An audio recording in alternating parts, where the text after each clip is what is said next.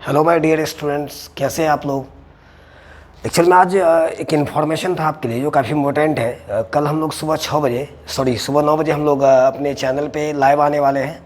इसलिए आप सब लोग जो बच्चे सब्सक्राइब नहीं किए हैं या जो आपका दोस्त है जो जेईई मेंस का प्रिपरेशन कर रहा है, जो भी फ्रेंड है, सबको ये इन्फॉर्मेशन हो जाना चाहिए। आप इस चैनल को सब्सक्राइब करें और कल सुबह 9 बजे आकर के हम लोग लाइव आकर के आप सारे लोग हमारे साथ रहेंगे। जेईई मेंस के कुछ इंपॉर्टेंट टॉपिक को एक्सप्लेन करने वाले हैं जो काफ़ी बेनिफिट पहुंचाने वाला आपको एग्जामिनेशन में। तो ज़रूर आप एकदम 9 बजे आप अपडेट हो जाएंगे।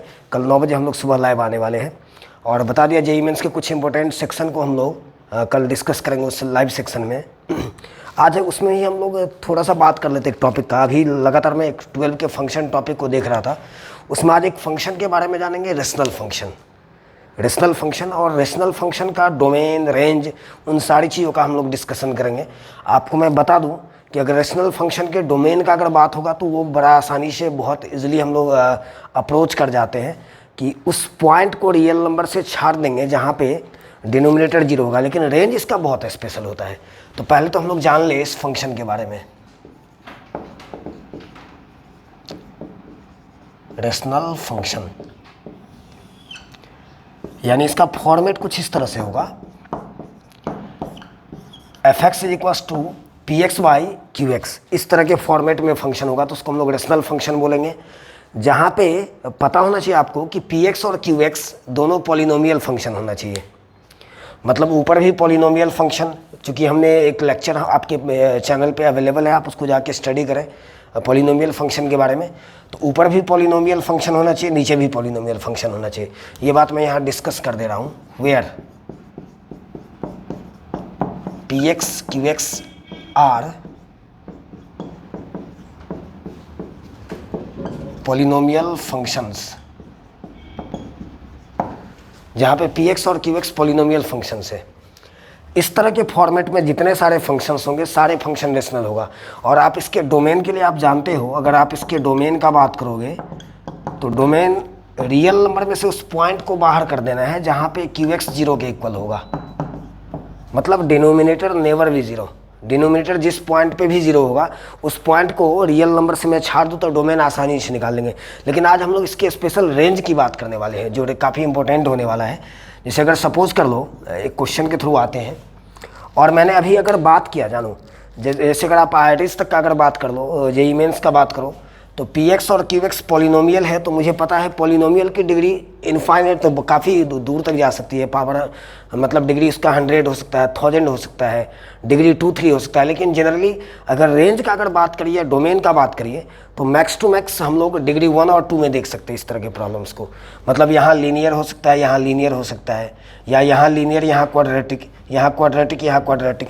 मतलब कहीं ना कहीं इस के अंदर लिमिटेशंस होती है अगर आप जेईई मेंस की बात कर लो तो। अगर इसमें डिग्री आप 100 कर दोगे फिर हम लोग रेंज के लिए इस तरह का प्रॉब्लम नहीं आना है। अगर आप जेईई मेंस का बात करो तो लीनियर या क्वाड्रेटिक पे ही सिमट के रह जाता है।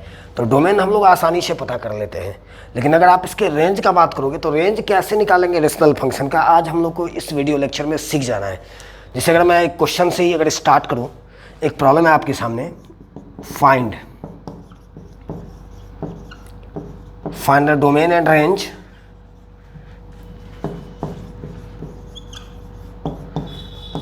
Of f(x) = x/x-2। अब ये रेशनल फंक्शन है, आपको दिख रहा होगा ऊपर भी लीनियर नीचे भी लीनियर। तो इसका डोमेन तो हम लोग बड़ा आसानी से निकाल लेंगे। इसमें x की वैल्यू 2 नहीं लगा सकते, इस इनपुट में हम लोग 2 नहीं डाल सकते। x-2 0 जहाँ पर भी होगा, जिस पॉइंट पर भी होगा उसको हमें छांटना पड़ेगा। तो जब आप इसके डोमेन का बात करोगे ना तो डोमेन बड़ा आसानी से निकाल सकते हैं हम लोग। x-2 not equals to 0, x not equals to 2 आ गया। मतलब इसका डोमेन हो जाएगा रियल नंबर -2। आप डोमेन बड़ा आसानी से निकाल लेंगे।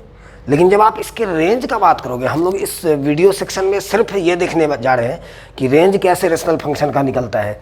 कुछ बड़े प्रॉब्लम की तरफ भी हम लोग जाएंगे। आप रेंज के लिए किस तरीके से जाओगे ये देखते हो।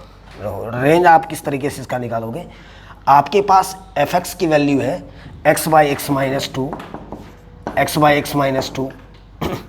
अब आपको पता है रेंज का मतलब पता है कि हम लोग इस फंक्शन में ये जो x/x-2 है इसमें 2 छोड़ के सारा वैल्यू डाल सकते हैं, सारा रियल नंबर डाल सकते हैं। इसमें सिर्फ 2 नहीं रखना। इस ये जो एक्सप्रेशन आपको दिख रहा है डोमेन ये हमें बतलाता है, जब आप डोमेन की वैल्यू को बारी बारी से रखेंगे, 1 रखेंगे, 3 रखेंगे, 7 रखेंगे, सारे रियल नंबर्स को रखेंगे 2 छोड़ के, तो y का कौन सा कॉरस्पॉन्डिंग वैल्यू आएगा, वही रेंज है। तो रेंज के लिए हम लोग कैसे जाएंगे, ये देख लीजिए। यहाँ से पहले आप इसको क्रॉस मल्टीप्लाई कर दो तो ये हो जाएगा yx minus 2y is equals to x।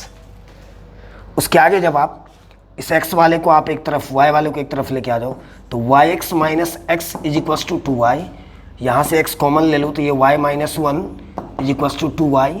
अब आप इसको नीचे लेके आ जाओ तो ये हमारे पास रिजल्ट आ जाएगा x is equals to 2y by y minus 1। Lastly आपने x को y के टर्म में एक्सप्रेस कर दिया।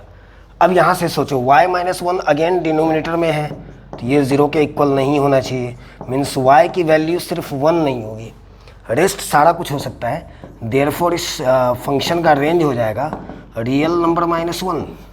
सारा रियल नंबर का वैल्यू आप ले सकते हैं 1 छोड़ के। इस तरीके से हम लोग रेशनल फंक्शन के रेंज के लिए जाते हैं। अब ये तो लीनियर बाय लीनियर का कहानी था, ऊपर भी लीनियर नीचे भी लीनियर। इसी में जब क्वाड्रेटिक चला जाए तो थोड़ा सा क्वेश्चन का लेवल बदल जाता है, फिर हम लोग कैसे जाएंगे ये समझिए। नेक्स्ट हमारे पास एक प्रॉब्लम है, डोमेन और रेंज का मीनिंग पता होना चाहिए हमें, और हम लोग अभी बात कर रहे हैं रेशनल फंक्शन का रेंज कैसे निकालें। डोमेन के लिए तो हमें पता है कि डिनोमिनेटर जिस किसी भी पॉइंट पे 0 होगा उसको हम लोग रियल नंबर से छाटेंगे। जैसे एक प्रॉब्लम है आपके पास, find the domain and range of fx is equals to x by X square plus X plus 1, X by X square plus X plus 1। यानी ये भी एक रेशनल फंक्शन है, ऊपर लीनियर दिख रहा होगा, नीचे क्वाड्रेटिक है।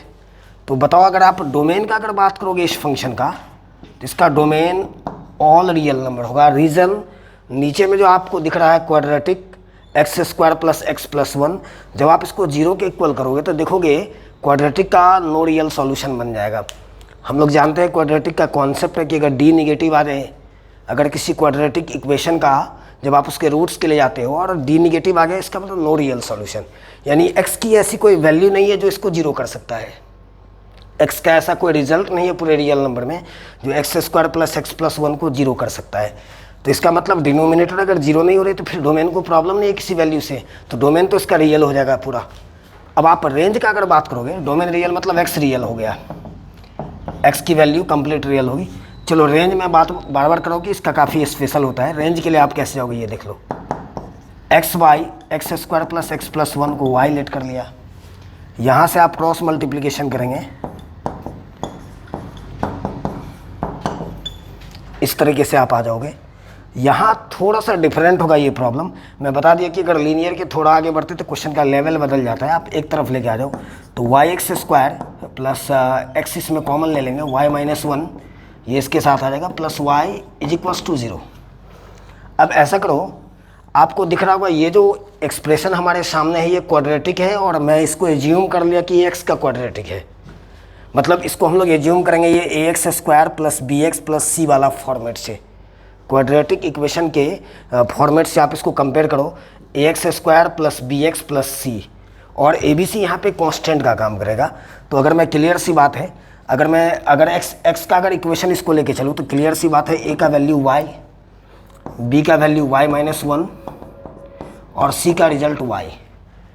अब हम लोग एक्स का क्वाड्रेटिक क्यों बनाए, क्योंकि इस यहाँ हमारे सामने कंडीशन है, मैंने पहले इसके डोमेन के बारे में पता किया तो डोमेन हमारे पास रियल है, मतलब एक्स की वैल्यू रियल है, एक्स सारा रियल नंबर ले सकता है। और याद होगा आपको कि अगर A X square plus B X plus C is equals to 0, इस इक्वेशन में अगर एक्स अगर रियल हो तो हम लोग जानते हैं डी या तो 0 से बड़ा है या 0 के इक्वल है, मतलब डी की वैल्यू या तो 0 के इक्वल है या 0 से ज़्यादा है, मतलब पॉजिटिव है, निगेटिव में अनरियल हो जाता है। तो उस कंडीशन पे आ जाएंगे D greater than equals to 0, तो उससे क्या होगा ना, हमारे पास एक एक्सप्रेशन y के टर्म में बनेगा जहाँ से हम लोग रेंज तक पहुँच सकते हैं, मतलब y की वैल्यू ही तो रेंज है। तो D greater than equals to 0, तो डी मतलब बी स्क्वायर माइनस 4ac, तो y माइनस 1 का square 4ac y into y greater than equals to 0। जब आप इसको ब्रेक करोगे इस इस तरीके से आ जाएगा। ये आ जाएगा -3y² -2y + 1 greater than equals to 0। Minus आप कॉमन लगा दो तो ये 3y² + 2y -1 greater than equals to 0। अब इनइक्वलिटी का कुछ रूल्स है जो ध्यान में रखेंगे। इस माइनस को जब आप इधर लेके आओगे तो बीच का साइन रिवर्स करेगा, मीन्स ये हो जाएगा 3y² + 2y -1 less than equals to 0। जब आप इस माइनस के साइन को जब आप ले जाओगे तो इनइक्वलिटी का साइन रिवर्स करेगा। इनइक्वलिटी का 1-2 रूल्स हमें ध्यान में रखना पड़ेगा। चलो इसका फैक्टर मैं तोड़ देता हूँ 3y और 2y में। यहाँ से 3y कॉमन ले लेंगे तो y + 1, ये -1 कॉमन ले लेंगे तो y + 1, यानी 3y - 1 × y + 1 less than equals to 0। इस तरीके से आ जाएगा 3y - 1 × y + 1 इक्वल्स टू 0। यानी यहाँ से आप इसको, यहाँ से हम लोग चाहे तो वेविकर्व मेथड से भी जा सकते हैं या फिर क्वाड्रेटिक का इनइक्वलिटी का रूल्स आपको पता होगा। वेविकर्व मेथड से अगर जाएंगे तो y का रिजल्ट यहाँ से 1/3 मिलने जा रहा है, y का रिजल्ट -1 मिलने जा रहा है। आप एक रियल नंबर लाइन प्लॉट करो, आपको पता है 1/3 पॉजिटिव है, बड़ा होगा, -1 निगेटिव है, छोटा होगा, left side right side. Wavy curve method आपको पता होगा, 11th के बेसिक्स का कॉन्सेप्ट है। यहाँ से साइन स्टार्ट करेंगे तो पॉजिटिव, निगेटिव, फिर पॉजिटिव, क्योंकि सब पे पावर 1 है ऑड पावर पे। अब हम लोग बात करें तो ये क्वेश्चन में लेस देन इक्वल्स टू 0 का बात हो रहा है, मतलब निगेटिव। तो निगेटिव मतलब बीच का इंटरवल, देयरफॉर y की वैल्यू -1 से लेकर 1/3 तक चला जाएगा। इस तरीके से आप जा सकते हैं इस प्रॉब्लम के अंदर। मतलब ये y का वैल्यू मतलब इस फंक्शन का रेंज है। पहले खुद से इस वीडियो को यहाँ पॉज करेंगे और खुद से सॉल्यूशन के लिए जाएंगे। हमने इसको क्वाड्रेटिक के टर्म में लेके गया है।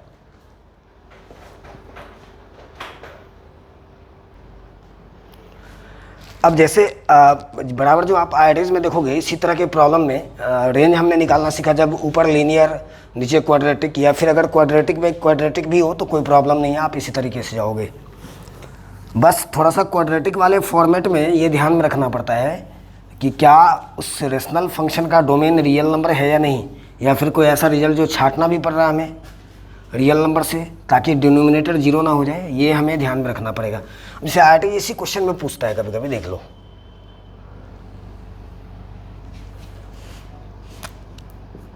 The minimum value of f(x) is 3k + 1 then k = 2। इस तरह का क्वेश्चन मिनिमम मैक्सिमम पे काफ़ी सारा प्रॉब्लम बनता रहता है। अब क्लियर सी बात है, जैसे अगर इस फंक्शन के मैक्सिमम या मिनिमम का बात हुआ तो रेंज तक तो पहुंचना पड़ेगा। तो अभी मैंने इस प्रॉब्लम को किया था, अभी आपको रेंज आपके ब्रेन में होगा भी। यानी इस फंक्शन का ये जो f(x) है इसका मिनिमम रिजल्ट अभी हमने निकाला था, मिनिमम वैल्यू -1। इस फंक्शन का रेंज जब आप पता करोगे तो -1 से 1/3 था, तो मिनिमम -1 और मैक्सिमम 1/3, तो इसका मिनिमम -1 है। तो मिनिमम 3k + 1 के फॉर्मेट में दिया हुआ है, तो यहाँ से 3k = -2, k = -2/3। इस तरह का प्रॉब्लम बराबर जेईई में पूछता रहता है, आप आसानी से कर सकते हैं। आज जाइए और आप रेशनल फंक्शन का जो भी लीनियर बाय लीनियर या लीनियर बाय क्वाड्रेटिक या क्वाड्रेटिक बाय क्वाड्रेटिक का फॉर्मेट का जितना भी रेशनल फंक्शन होगा, उन सारे फंक्शंस के रेंज को आप निकाल सकते हैं। बस अभी वाले कॉन्सेप्ट को ध्यान में रखना है। कल हम लोग को 9 बजे लाइव आना है सुबह में, तब तक आप आराम से स्टडी करते हैं। इस वीडियो लेक्चर को पूरा देखें। Thank you so much.